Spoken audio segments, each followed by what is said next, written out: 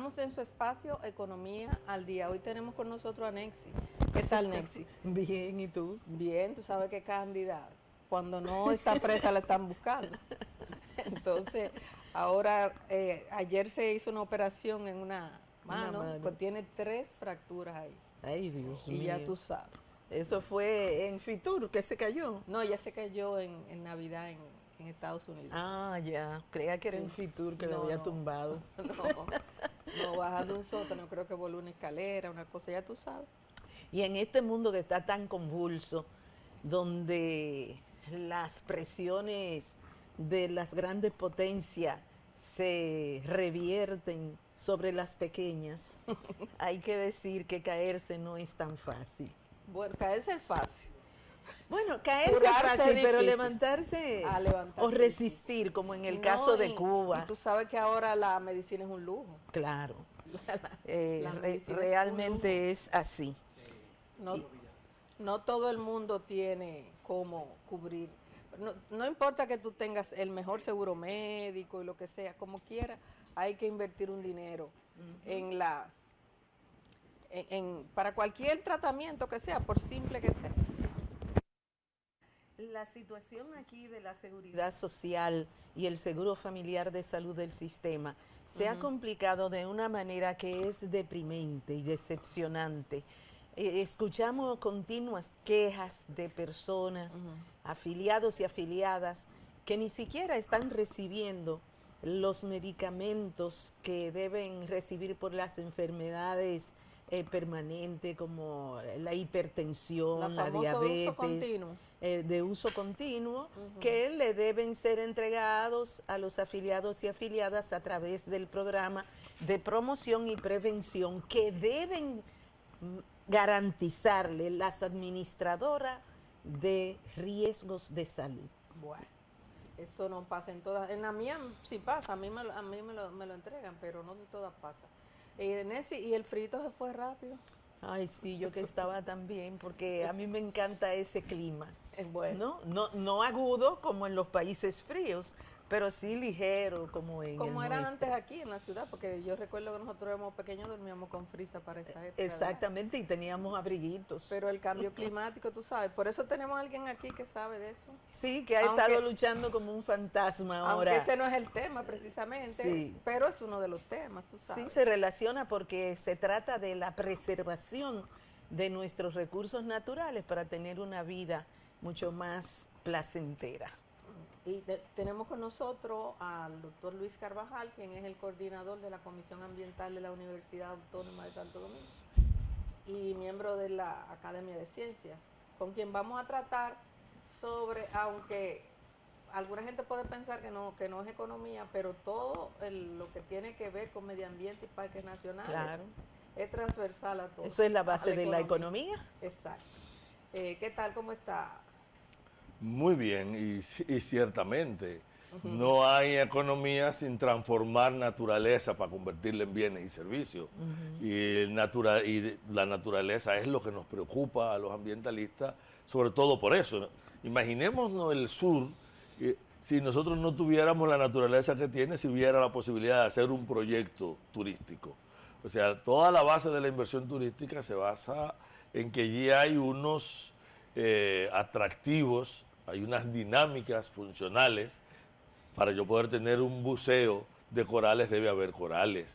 Para tener una playa blanca de arena fina, cristalina, tienen que haber ocurrido una serie de procesos que no se interrumpen y se continúan.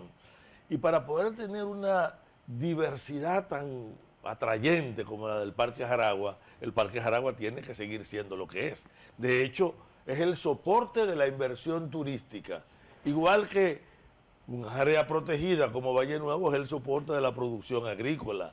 Entonces nada se utiliza con más intensidad ni aporta con más intensidad que estas áreas protegidas, que mucha gente cree que son áreas de no uso, sino son áreas donde aprovechamos los servicios ambientales sin tocarlas. Ahora, siempre me he preguntado, ¿por qué en América Latina los estados no asumen la administración real del turismo a través de sus diferentes medios tanto ecológico como productivos, etcétera. ¿Por qué la presencia estatal en el turismo en nuestros países y especialmente aquí solo es decorativa, es de mediador, no de productivo?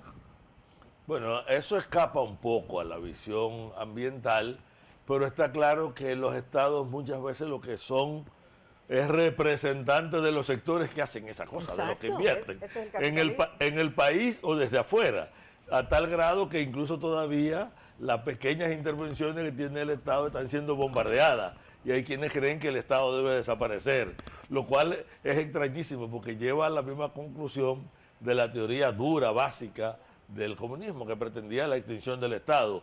Uno, porque el Estado no sirva para nada, o sea, solo un instrumento de algunos, u otro para que el Estado se termine diluyendo en una gestión directa de la sociedad, pero... Es que los extremos siempre se tocan.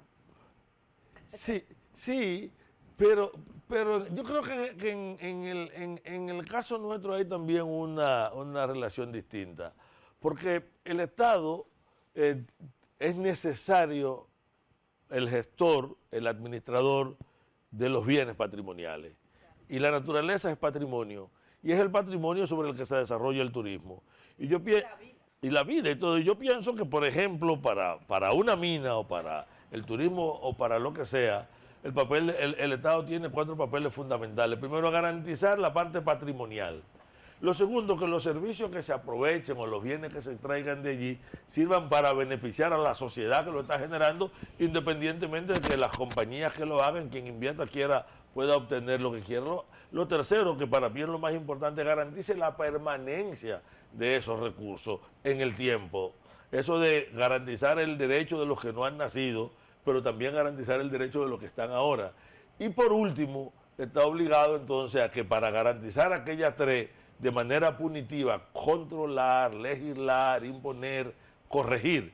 Te pongo un caso. Si una gente me falsifica un título para apropiarse de un pedazo en Bahía de las Águilas y va a los tribunales dicen ese título es espurio, o es irregular, o es falso, eso constituye un delito. El papel del Estado era llevar a esa persona que trató de estafar al Estado dominicano con un título falso a un juicio penal. No era suficiente con decir esto es del Estado. Esto no es del Estado y usted se lo está intentando coger.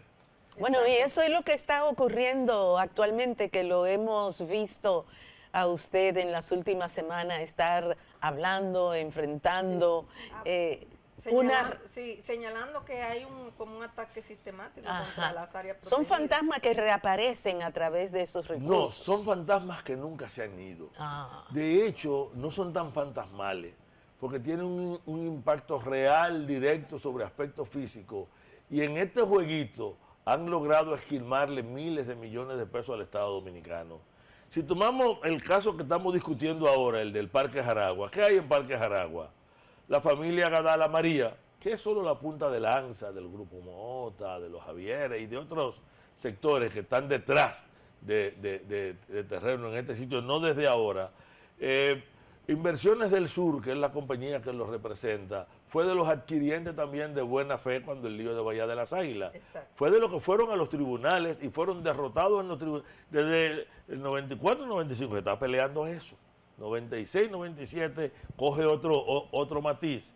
Y es en el 2013 cuando hay una decisión que se oficializa de manera definitiva en el 16, que dice lo siguiente: primero, que ahí no hay título, que todo lo que está ahí es espurio, que eso siempre es y siempre ha sido del Estado, incluyendo la parte que tuvo que ver con el CISAL, que explotaban los Gadala María, y que era una empresa vinculada a un familiar de Trujillo con el cual él estaba asociada. Un nefasto recordatorio para la población dominicana por las etomías que se le hacían a los presos y personas que eran confinados ahí. Sí, o sea, hay mucho, pero el hecho es que hasta el 16 habían 14 y luego hay 3 sentencias más ratificando, porque lo que hizo este grupo fue apelar al Tribunal Superior de Tierra, que volvió y ratificó por sentencia que eso era público, que ahí no podía haber, por 10.000 razones, no vamos a entrar en el análisis.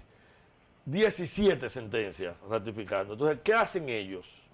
Van al Tribunal Superior y no dicen esto es mío, ni reclaman nada. Dicen la ley 266 declara polo turístico y dice que son de alto interés turístico el Parque Nacional Jaragua y Bahía de las Águilas, la Sierra de Bauruco, o sea, las áreas protegidas que están en la región, y le reclama, le pide que obligue al Catastro Nacional a actualizar el catastro, es decir, a sacar lo que declaraba el polo turístico del mapa de las áreas protegidas. ¿Y cómo es posible que el Tribunal Superior Administrativo, habiendo ya precedentes de 17 sentencias sobre esas zonas, haya emitido esa resolución? Perdón, y sobre todo tomando en cuenta que según un mapa que yo estaba viendo del Ministerio del Medio Ambiente, las áreas que ellos están reclamando están justo dentro del parque. No están en la orilla. No solamente están dentro, están bien adentro, en un sitio de prácticamente imposible acceso. Pero además ellos tienen títulos recientes. Bueno, se supone que después del 83... Exacto, ¿cómo se obtienen esos títulos? Si fue designado en el 83 el parque, ¿cómo después de esa fecha pueden haber salido títulos si la ley no lo permite? Bueno. Mira, ustedes están haciendo algunas preguntas que nosotros hemos dirigido a los organismos de control del Poder Judicial. Por una razón. Primero, porque esta decisión no discutió la propiedad. Sin embargo, ordena sacar... Lo segundo es que ellos acogen un documento que quien lo elabora es el topógrafo de ellos, que además es otro de lo que se ha robado terreno al interior del parque. Pero ¿qué es lo más grave? Que ellos se basen en una ley que no dice que saquen eso del área protegida y dice, apoyándome en esta ley, y ellos no tomaron en cuenta que esa ley no dice que había que sacarlo del área protegida. Exactamente qué dice la sentencia. Lo leo. Yo le voy a leer, si me lo permiten, el pedimento y la sentencia, porque eso es todo. ¿Qué dice el pedimento? Que sea ordenado por sentencia a intervenir el Ministerio de Medio Ambiente y Recursos Naturales de la República Dominicana, cumplir de manera inmediata con el mandato establecido por el legislador al tenor de los artículos 26, 27 y 28 de la Ley Sectorial de Áreas Protegidas en lo relativo a la actualización del Catastro Nacional de Área Protegida de la Región Sur, del Parque Nacional Jaragua y demás demarcaciones protegidas de dicha región que fueron modificadas de manera parcial por las áreas declaradas por la ley número 2600-04 como pueblo turístico de la región suroeste en la provincia de Barahona, Independencia, Pedernales y Bauruco. ¿De qué estamos hablando? De que se lleva todo el sistema de área protegida.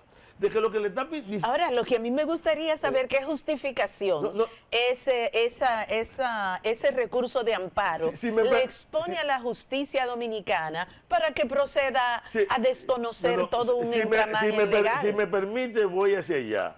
Pero lo primero es que esa ley no le dice que lo saquen del parque. Porque si aplicamos eso, no tendríamos área protegida, porque el este tiene toda una serie de áreas protegidas que son el soporte del turismo y no había que sacarlo de los parques. O sea, tuviéramos que eliminar el parque Cotubanamá. Ya lo intentó ese tribunal una vez, no nos olvidemos que ahí una vez le dieron ganancia de causa sobre estos mismos argumentos, los mismos abogados, los mismos topógrafos. Que este tribunal le dio ganancia de causa a Dante Castillo, a quien le quería reconocer 700 kilómetros cuadrados del Parque Nacional Sierra de Bauruco, y que eso se derrotó en los tribunales porque nos enteramos igual que ahora tardíamente, igual que nos enteramos tardíamente del caso de Cotubanamá. Lo que quiero que se vea es que no es un único. Ahora, ¿qué dice el tribunal? Fallo. El primero es acoger y fallo. Segundo, ordena a la Dirección General del Catastro Nacional que en un plazo de 15 días proceda a realizar la inspección, actualización y avalúo de las parcelas identificada con las designaciones posicionales número tal y tal, ubicada en el municipio de Oviedo, provincia de Pedernales. Tercero, noten que la gente no estaban pidiendo sáquenme mi parcela, sino saquen lo que está en el mapa.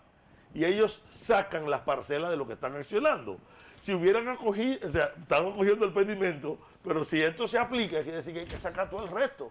Y todo el que tenga un reclamo ahí, y ahí están los motas, y yo digo los motas porque los motas dicen que ellos son los dueños de la laguna de Oviedo, pero hay otros grupos en la zona. Los italianos, Marchena, y que ya se murió, y una serie de gente más. Esos son distintos, hablamos de otros 72, pero ocurre que como vimos, teníamos precedentes en 3 áreas protegidas del mismo tribunal, pero tenemos reclamos en Los Haitises, en Valle Nuevo, en Montecristi, en Quitespuela. O sea, hay una escalada en contra de Oye, todas las áreas protegidas. Cuando discutíamos en Quitespuela en diciembre el plan de manejo del área protegida, aparecieron 4 gente que decían que ellos tenían explotación de cola allá y que eso era de ellos que había que pagarle. Pero ve acá, si usted tenía explotación de cola, y es usted que le debe a la sociedad y al Estado Dominicano. Entonces la pregunta es ¿por qué? Miren, nosotros sabemos que esto es imposible que se sostenga en los tribunales, que es un adefesio, que extralimita la posibilidad primero porque choca con el artículo 16 de la Constitución, con el 34 y el 37 de la Ley 6400, con la Ley de Área Protegida, y que el principio de progresividad que establece la Constitución existe desde el año 67. En la Ley 67 de parques, en el artículo, o sea, es una ley del 67, en el artículo 8 de la Ley 67 del 67 está establecido el principio de progresividad, que el país ha firmado en varios convenios, o sea, además de ser constitucional. Explica ese principio. Exacto. El principio de progresividad establece que una vez que se determina el límite de una área protegida, ella puede ser ampliada, pero no puede ser reducida a menos que no cuente con 2/3 partes de la matrícula del Congreso. No es ni siquiera de lo que está de la matrícula del Congreso, y solo si es por razones de interés nacional y no para beneficio privado. Es decir, si todavía hubiera sido modificado. Ahora, aquí hay un error grave. Si los tribunales han demostrado que estos títulos son falsos o que no existen, o ellos lograron después de, oígame bien, después que se creó el parque era imposible, pero era más imposible después de la Ley 64, totalmente imposible después de la Constitución, pero tampoco a partir de las resoluciones de la Supremacía. Si esto todavía fuera válido y usted la saca del parque, son del Estado. Ahora, después es un absurdo.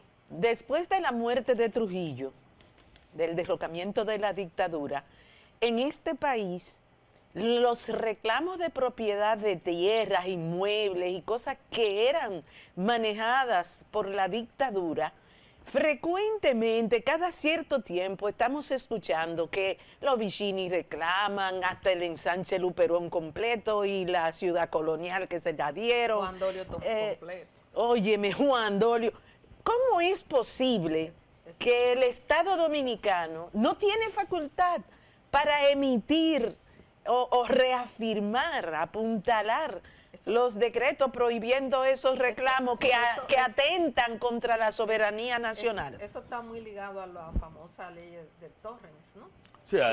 Sí. Que tú ibas y aparcabas un pedacito y decías, y decía que ese es mío, y se lo cogían. Sí, pero miren, y te echaban tus títulos. Sí, miren, se mezclan muchas cosas. Hay una serie de reclamos que son solamente posibles con un entramado, es decir, con una trama de actores en diversas instancias que deciden, que por lo general están vinculados o a poderes económicos o a poder político o a gente con capacidad para maniobrar y manipular, como la discusión en torno al Parque Jaragua y en torno al Parque Cotubanamá y al mismo Parque Nacional Sierra de Bauruco.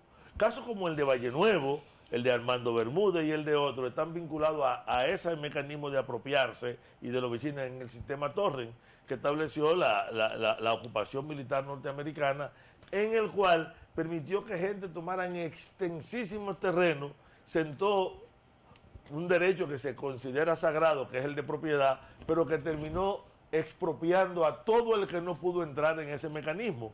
Y eso hizo que algunas familias a precio de centavos adquirieran prácticamente toda la cordillera. Eso tuvo 2 niveles de corrección en el plano jurídico dominicano. Uno, es la ley, creo que es 68, yo no recuerdo el número, del Consejo de Estado, que establecía con claridad la nacionalización y la conversión en patrimonio nacional de los bienes adquiridos por los Trujillo y de muchos otros, y establecía la intransferibilidad de las denominadas tierras comunales, claramente definidas en la ley. Y luego, cuando el presidente Balaguer emite las leyes agrarias, y establece una serie de criterios alrededor del latifundio, alrededor de la cantidad de terreno que podía haber en ciertas categorizaciones.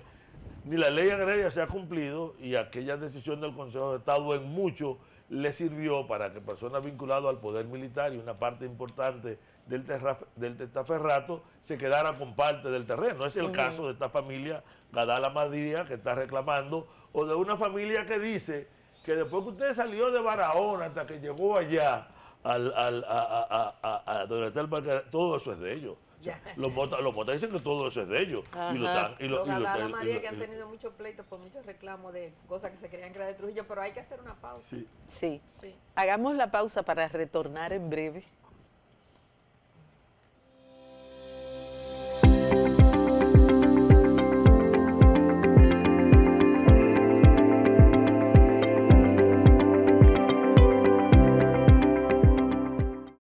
Sigue nuestra programación en vivo a través de nuestra página web el6.do, en YouTube como el6RD y en todas las redes sociales, Instagram, Facebook y TikTok. El 6, buena televisión en un 2x3.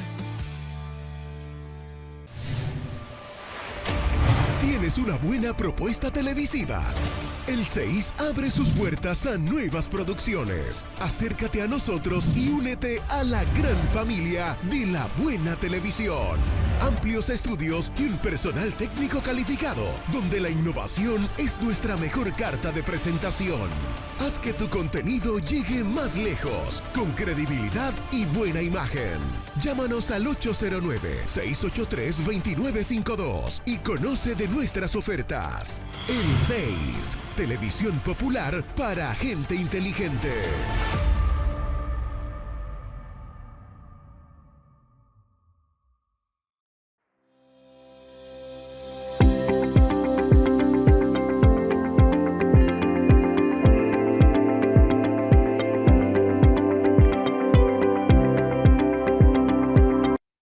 Seguimos conversando con el doctor Luis Carvajal. Bueno, luego de que ustedes, los ambientalistas, han estado enfrentando la sentencia del Tribunal Superior Administrativo Y el Ministerio. y el Ministerio de Medio Ambiente. ¿Qué podemos esperar? ¿Cuáles son los próximos movimientos que se van a dar? Mira, en una reunión que tuvo el sector ambiental con el ministro y los viceministros de Medio Ambiente para discutir una estrategia conjunta, aprobamos lo siguiente. Lo primero era un recurso de oposición que ya está puesto ante el Tribunal Superior Administrativo de oposición al cumplimiento de la sentencia, porque no nos olvidemos que la sentencia da un plazo y establece un astriente, es decir, un pago por cada día que no se cumple. Lo segundo es un recurso entonces contra la sentencia. Pero en paralelo a eso se ha llevado un recurso al Tribunal Constitucional, al cual a todos estos procesos los sectores ambientales nos estamos adhiriendo. Pero eso es con relación a esta sentencia. El sector ambiental ha solicitado de manera formal a la Procuraduría General de la República, ya hubo una reunión en esa dirección y se están dando pasos para hacerlo por escrito, ya se planteó de manera oral, una investigación forense sobre cómo es posible que una persona a la que se demuestra que un título es falso o es espurio y que quiere estar reclamando sobre eso, se le permita simplemente decir no, ese título no es válido. Ahí hay un delito penal y nosotros estamos diciendo que investiguen el procedimiento y hay 6 cosas a averiguar. Primero, ¿cómo tienen el título? Bajo los que lo tienen. Claro. Si lo emitió un organismo oficial, ¿bajo cuáles criterios lo emitió? Bueno. ¿Cuáles son las redes de complicidades? Pero hay que averiguar por qué en la un caso. ¿Cómo es posible que aceptaran en este caso como experticio que se le atribuyó al Sistema Nacional de Cartografía lo que presentó el topógrafo que tiene demanda contra el Estado y que es de lo que se ha robado y que ha sido parte y que trabaja para la compañía? Eso quiere decir que se está convirtiendo el asunto de un particular en documento oficial. Y nosotros no podemos, a mí me han preguntado cómo yo explico eso, yo no lo puedo explicar, eso tiene que averiguarlo los mecanismos del Poder Judicial y la Procuraduría. Por lo tanto, estamos pidiendo a la Procuraduría un inventario forense para que además someta, lo estamos haciendo tipo denuncia, pero para que se querellen ellos, porque nosotros no contra quienes están levantando estos títulos en el caso de que se demuestre que es producto de violación de la ley, porque puede ser que de buena fe a uno lo hayan engañado y él engañado vaya por allá, pero hay alguien por ahí que está violando la ley. Claro, porque sí, son unos títulos que son muy posteriores a la declaración. Sí, de, aunque conociendo los dientuces, como dicen los dominicanos, que son los sectores de poder que están detrás, yo no creo que ellos lo hayan engañado a nadie, pero bueno, eso tendrá que determinar la justicia. ¿Qué es lo otro? Nosotros creemos que hay que hacer, darle un informe, una explicación a la sociedad dominicana de las diversas sentencias que se le han caído al Tribunal Superior Administrativo alrededor del área protegida, todo con la misma característica. Han acogido demandas que eran inadmisibles, porque por ejemplo, si una gente va a decirle, mira, dile que me cambien el área protegida, pero y el artículo 16 de la Constitución y la ley 64.0. Si tú lo admitió, hay que explicarle al país por qué el tribunal lo admite, y eso solamente los mecanismos de control del Poder Judicial, por eso nos estamos dirigiendo a esos mecanismos de control. Pero el movimiento ambiental está además alertando a la sociedad alrededor de mantener la presión. No nos olvidemos que hubo una conspiración desde el propio Estado, desde el propio gobierno que está empujando el proyecto allí, para quedarse con Bucanyé, y que el escándalo de Bucanyé fue reciente. ¿Y qué es Bucanyé? Bucanyé es una zona también del área protegida que está más próximo a las zonas de desarrollo, donde de repente una persona la sacó, la empezó a acercar y a decir que eran propias, y como Bucanyé debe ser, igualito que todo el parque, un elemento núcleo del desarrollo turístico de la zona. Por eso no quiere decir que usted se lo puede expropiar y que una persona pueda irlo a acercar. El gran problema con el caso de Bucanyé es que parece que personas vinculadas al propio proceso aprovecharon la cercanía. Lo otro que nosotros queremos que se investigue es que al país hay que explicarle si estamos realmente ante un entramado, es decir, una red de gente que por las posiciones que ocupan en el Estado, en la justicia, en los mecanismos de seguimiento y de control, de alguna manera están facilitando para que estos sectores sigan de manera continua medrando. Y desde luego nosotros estamos llamando a la sociedad. Por ejemplo, cuando vaya a ver la primera de las acciones que estamos levantando, le vamos a pedir al movimiento ambiental que nos acompañe al tribunal. Vamos a estar allí presentes, vigilantes y activos. Y si por alguna razón, aunque estamos seguros que esto va a caerse en República Dominicana, todavía lo imponen, vamos a apelar más allá, porque no nos olvidemos que nuestro bloque de constitucionalidad tiene también los acuerdos internacionales, y hay por lo menos 7 acuerdos que comprometen ese principio de progresividad. Incluyendo el DR Carta, que es el que yo menos me gusta referirme, pero todo... Pero lo incluye. Sí, lo incluye Sí. También, totalmente de acuerdo. Pero ya ustedes han tenido algunas experiencias negativas yendo al Tribunal Constitucional, porque está el caso de la Cordillera Septentrional, ¿no?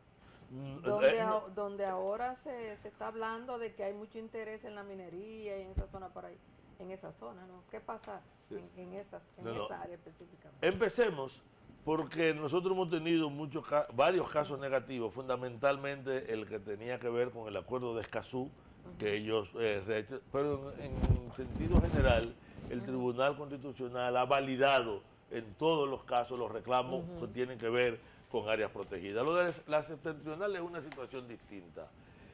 Mucha gente cree que hay una única concesión que se llama Cobre o Yazo 2 de 8.953 hectáreas mineras, pero esta concesión que digamos, imagínense una herradura de caballo, en el centro tiene otra concesión que aquella envuelve, que se llama El Hoyazo. La primera es de Bertrixi, una compañía de capital mexicano, pero cuyas principales accionistas son canadienses, y la otra es Unigol Dominicana, que es la misma que está en la frontera, que es la misma que hizo un acuerdo de joint venture con Barrick Gold, para que la solicitud de explotación que ellos han hecho en restauración es sobre la base de que no le explotarían ellos, sino le estaría explotando Barrick Gold. Y en la misma zona hay otra concesión, esta es de 3.500 y algo hectáreas mineras, y en la misma zona hay una que se llama Lluvia de Oro, que la tiene también otra compañía canadiense y que está ya, entre todas, están en el entorno, por un lado del Pico Diego de Ocampo, por el otro del Monumento Natural La Tinaja, atrás de la Loma Isabel de Torres.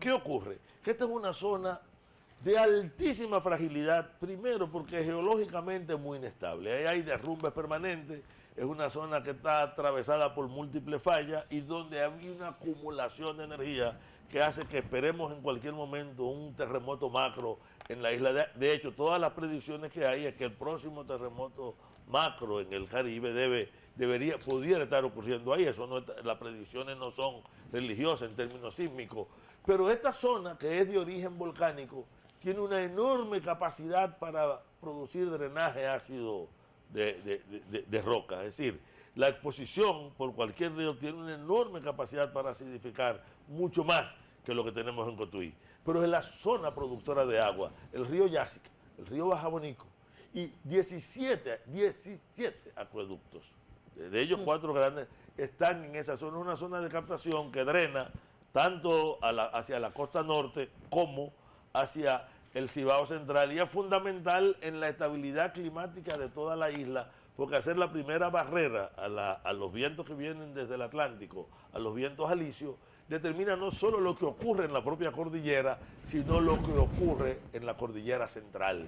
Y es una zona de altísima fragilidad, en la cual los principales productos son el café y cacao, y de una diversidad enorme. Cuando a mí me dijeron que había una concesión en la septentrional, yo le dije a la persona, no, bueno, eso no es verdad. Habría que estar loco para o no conocer la línea base. ¿A qué le llamamos nosotros línea base? Es el inventario de los recursos, de las fragilidades intrínsecas que tiene una zona para su ordenamiento.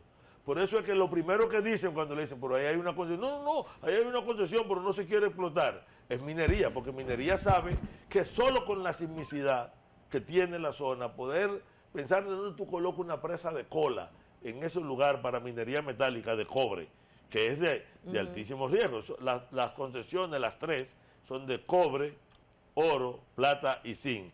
La que está primariamente de oro se llama Lluvia de Oro, que tiene también otra compañía, también canadiense. Pero ese entorno está rodeado de concesiones de minería no metálica. Tiene una enorme presión. ¿Y qué le preocupa a la gente? Que no solamente todos los nacientes de los ríos, lo cual viola la ley minera nuestra, con todo lo atrasada que te dice que tú no me puedes dar una concesión en naciente, donde hay acueductos, etcétera, etcétera. No solo eso, es que todas las comunidades, Pedro García está totalmente dentro, todas las comunidades que están, todas están totalmente dentro, y la ley minera te dice que a la sola solicitud del minero eso pasa a ser, o sea, tienen que vendérselo a ellos, aunque ellos lo paguen, entonces te crea una inestabilidad social grave. Con su permiso, tenemos que hacer una pausa, pero tenemos que dejarle una pregunta en el aire. ¿Qué importancia tiene la soberanía del pueblo dominicano para asegurar la buena utilización y preservación de sus recursos naturales?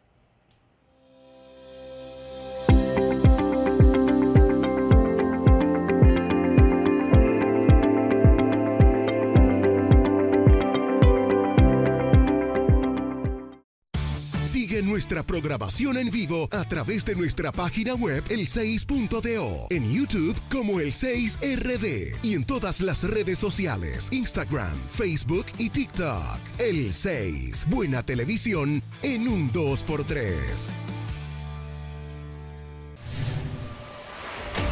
¿Tienes una buena propuesta televisiva? El 6 abre sus puertas a nuevas producciones. Acércate a nosotros y únete a la gran familia de la buena televisión. Amplios estudios y un personal técnico calificado, donde la innovación es nuestra mejor carta de presentación. Haz que tu contenido llegue más lejos, con credibilidad y buena imagen. Llámanos al 809-683-2952 y conoce de nuestras ofertas. El 6, televisión popular para gente inteligente.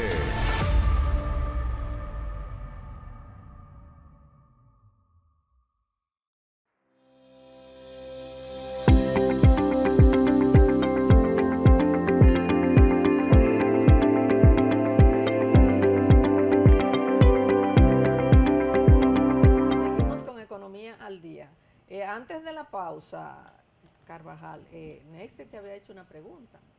Tú sabes que Nancy es más romántica que yo todavía en algunas cosas, ¿no? Entonces, yo aún creo en la humanidad y creo en que los seres humanos somos buenos. En el sistema capitalista salvaje que estamos viviendo, esas son más utopías que otra cosa, pero entonces me gustaría que tú nos respondieras la pregunta en ese tema. Sí. Ella pregunta sobre la soberanía. Creo que es pertinente decir que tener soberanía sobre algo es poder decidir sobre eso a partir de tus intereses. Y ella decía así, la soberanía para hacerlo bien, no, la soberanía también puede ser para hacerlo mal. Claro. O sea, no, es soberanía. Lo haga bien o mal, por lo tanto la soberanía por sí misma no garantiza que se haga bien. Pero lo peor de todo es cuando la lógica de la decisión sobre el ordenamiento del territorio y sobre el uso de la base de recursos responde solamente a la necesidad de expandir el capital, de que las inversiones ganen, porque yo voy a hacer todo lo posible por ganar más y si puedo cargarle costos al resto del país, se lo cargo. Es lo que acaba de decidirse, por ejemplo, con la presa de cola de Barrigold. La presa de cola de Barrigold ha hecho, la paga el Estado Dominicano. Se construye y se financia con recursos de lo que deberían ser nuestros, pero el pasivo ambiental que quede en el contrato nos queda a nosotros. Fíjate cómo ahí la falta de soberanía y eso, que el que lo decidió fue un representante del pueblo dominicano que trabajó ese contrato y fue a un congreso dominicano y de manera soberana acordamos jodernos frente a Barrigold. La gente de Camipe dice que no es así, que la empresa asume y que ha limpiado y que eso por ahí que tú puedes comer en el piso. Mira, a mí me sorprende, a mí no me sorprende que la gente de Camipe diga eso. A mí lo que me sorprende es que ellos saben que es verdad el riesgo de la presa de cola. Ellos saben que es verdad que ahí se vició los estudios ambientales. Ellos saben que es verdad que en la ubicación en la que están, saben que hay mecanismos alternativos que son ligeramente más costosos, pero ellos están sirviendo a una empresa porque genera empleo, incluyendo algunos de ellos, incluso algunos de ellos empleos directos sin trabajo, más de relaciones públicas que de servicios técnicos profesionales, y eso para mí es un enorme riesgo. Nosotros le hemos planteado a Camipe una vez, y quiero aprovechar este programa para plantearlo otra vez, que si queremos reivindicar la minería, hay que hacer que el sector minero sea el menos enemigo de hacer minería, porque nadie quiere una minería exactamente por la práctica. Es esta conducta, es cuando tú le dices de repente a una gente, tú te tienes que ir de aquí, porque vamos a hacer una mina, y tú no, el único derecho que tú tienes es a discutir conmigo cuánto yo te voy a pagar, pero soy yo que lo decido. Y ahora que se está discutiendo la ley minera, Camipe sigue defendiendo ese carácter neocolonial de una ley que le quita derecho y sacrifica la propiedad del dominicano que está ahí para sacralizar la propiedad de un inversionista. Extranjero casi siempre. Sí, o que permite que el financiamiento para establecerse Barrigold, después que adquirió el contrato de Placer Dome, provino de un préstamo de 3.700 millones, sobrevaluado en términos de costo, cuya garantía era la mina. Y si la garantía era la mina, el préstamo realmente era el modo dominicano, porque la mina es de la República Dominicana. Hemos estado hablando todo el tiempo. Digamos lo siguiente, el contrato que ellos tienen es de arrendamiento para extraer, porque la ley nuestra dice que lo que está en el subsuelo es del país. Pero no, una vez ellos sacan el oro es de ellos.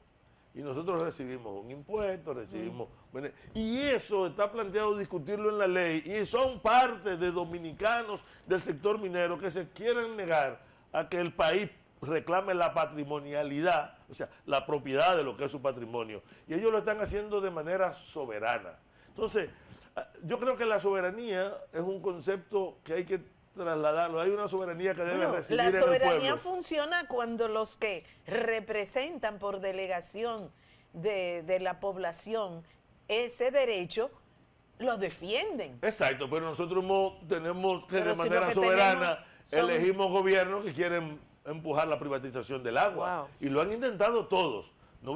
Lo está intentando el de ahora, lo intentó el anterior y el anterior, y ha sido una presión soberana de la sociedad dominicana que le ha impedido. Exacto. ¿Y hasta dónde tú crees que en el país sea posible adoptar una política como la de Costa Rica con relación a la minería? Porque Costa Rica sencillamente dijo, nosotros elegimos entre la naturaleza y el turismo y eso.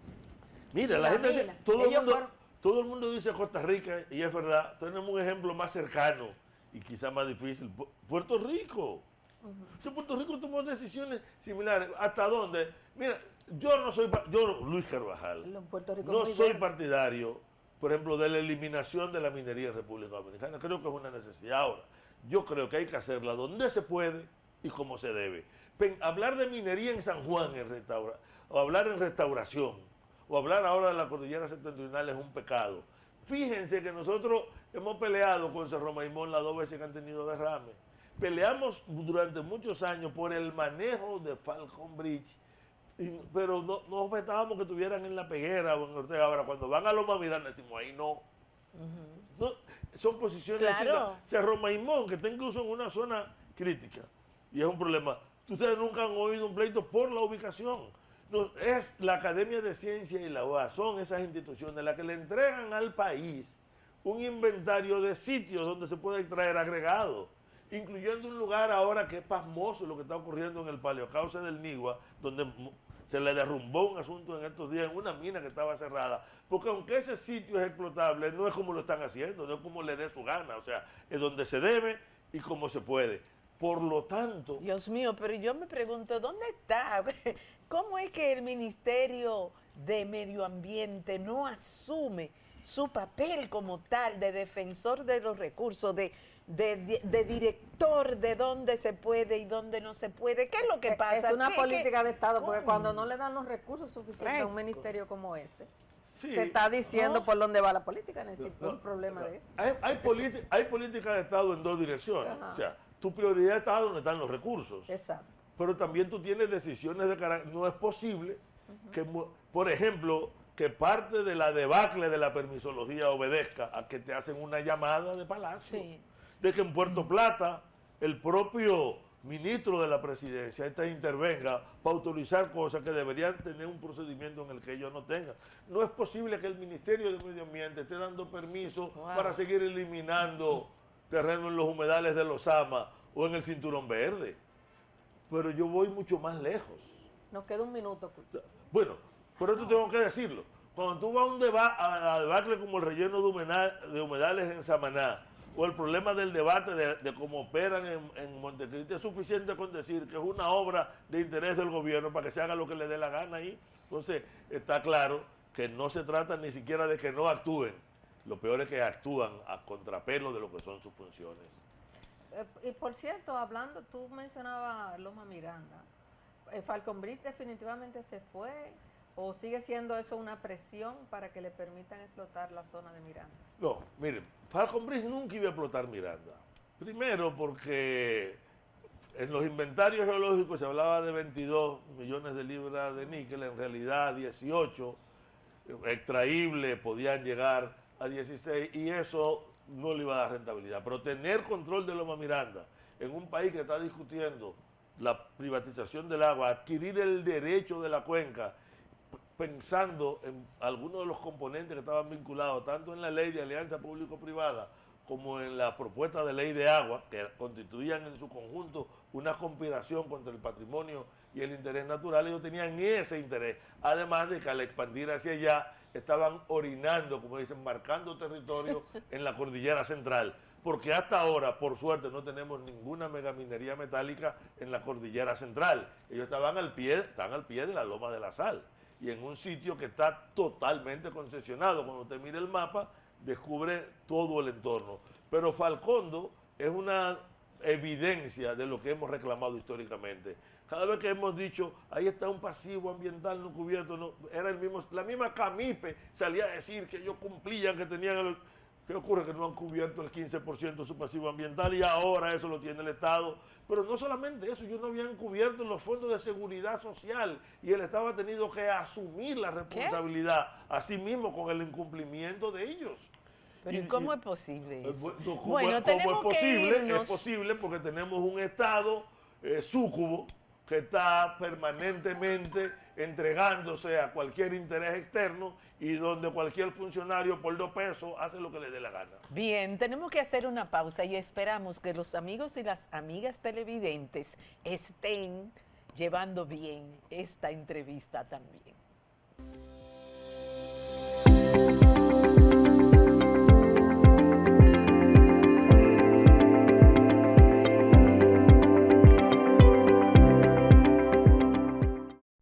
Sigue nuestra programación en vivo a través de nuestra página web el6.do, en YouTube como el6RD y en todas las redes sociales, Instagram, Facebook y TikTok. El 6, buena televisión en un 2x3.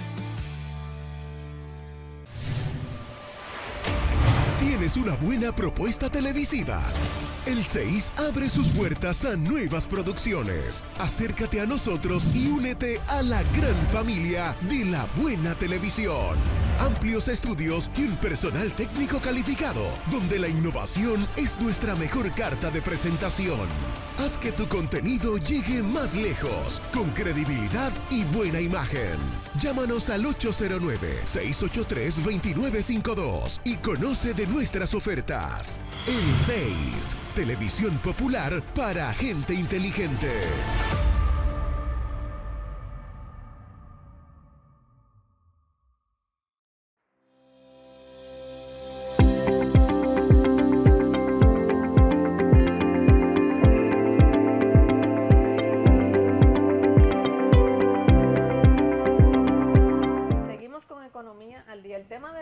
Nacional y del medio ambiente es realmente muy interesante, pero hay otro aspecto que tiene que ver con el medio ambiente, que es el de los residuos sólidos, la basura.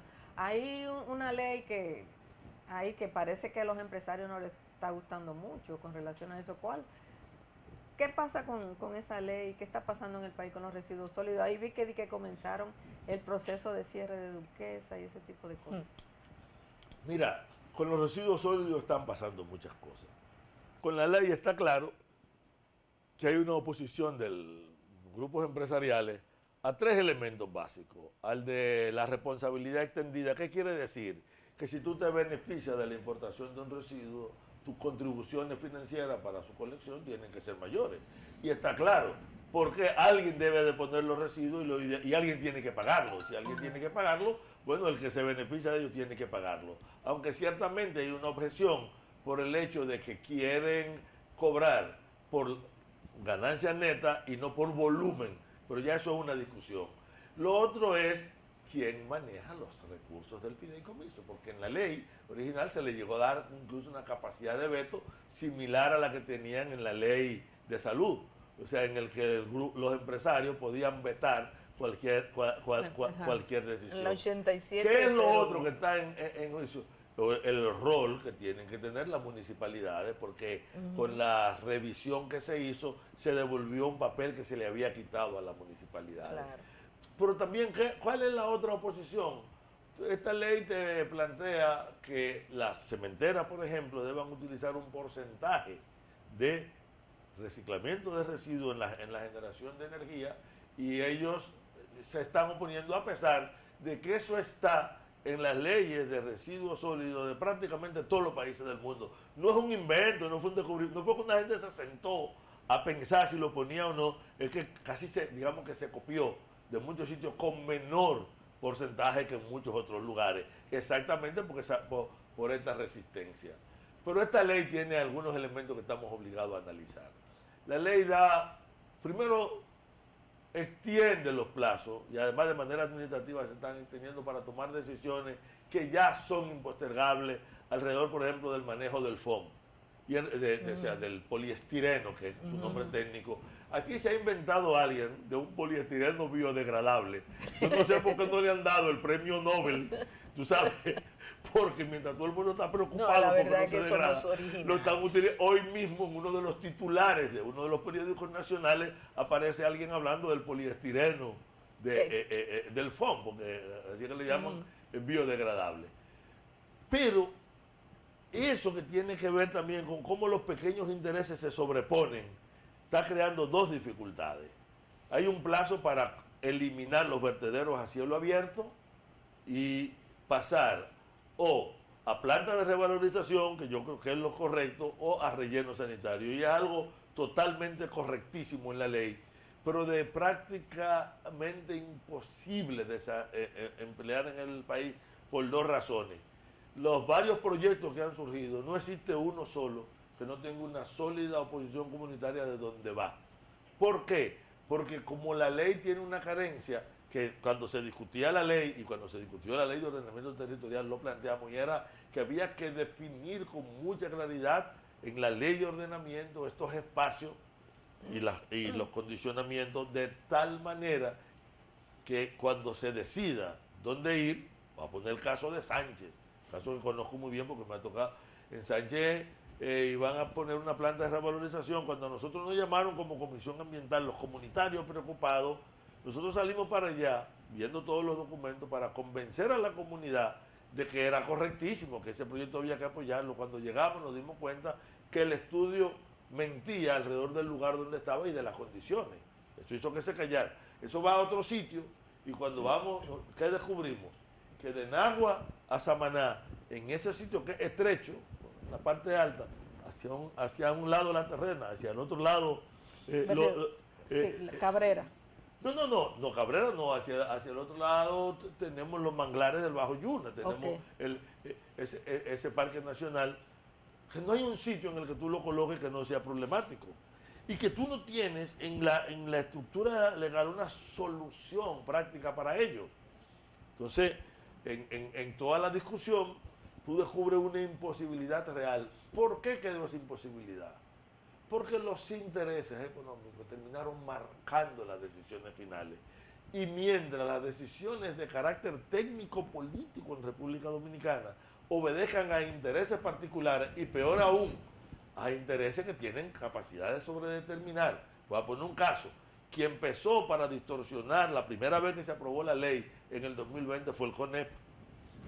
Bueno, o sea, eran los sectores de empresas y quienes han permitido lo que al final ha quedado ha sido sectores que tienen intereses, incluso intereses políticos, dirigentes políticos que son parte del negocio altamente rentable de los residuos, con mucho nombre, pero que entonces terminan decidiendo tanto en las cuestiones administrativas como en las decisiones de carácter político. Entonces, bueno, señores, quiero aprovechar este programa para señalar las tres preocupaciones que tenemos con los residuos sólidos. Uno, nosotros estamos obligados a que ninguna decisión de carácter administrativo pueda entrar en colisión con la ley que se acaba de aprobar, independientemente de los intereses. Por lo tanto, no puede. Dos, hay que evitar que gente que son sobredeterminantes en el gobierno, en el Estado o en el sector empresarial, sean los que terminen determinando bajo cuáles criterios se crea una ubicación o se desarrolla un proyecto, porque eso.